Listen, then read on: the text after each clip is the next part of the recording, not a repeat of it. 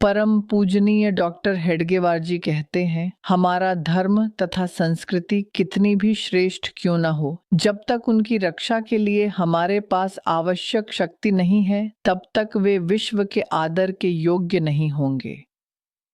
हम शक्तिहीन हैं, इसी कारण हमारा धर्म और हमारी जाति इस हीन दीन दशा को पहुंची हुई नजर आती है।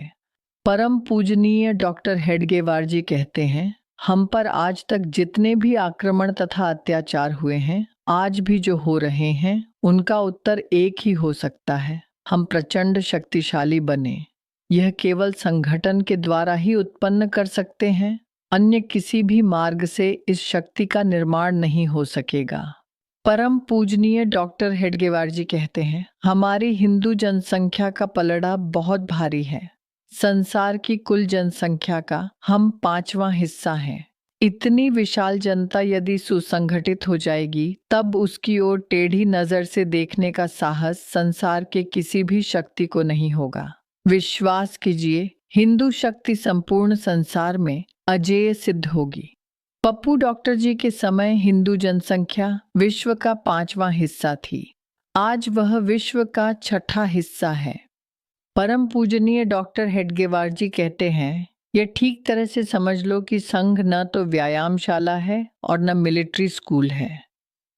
संघ यह हिंदुओं का राष्ट्रव्यापी अभेद्य संगठन है। उसे फौलाद से भी अधिक मजबूत होना चाहिए।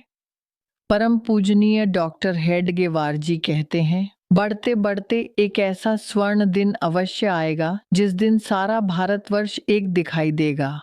फिर हिंदू जाति की ओर वक्र दृष्टि से देखने का सामर्थ्य संसार की किसी भी शक्ति में नहीं रहेगा।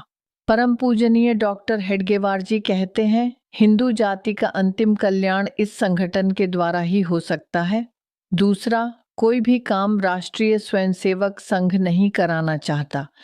परम पूजनीय डॉक्टर हेडगेवार जी कहते हैं, हम किसी पर आक्रमण करने नहीं चले हैं, पर इस बात के लिए हमें सदा सतर्क तथा सचेत रहना होगा कि हम पर भी कोई आक्रमण नहीं कर सके।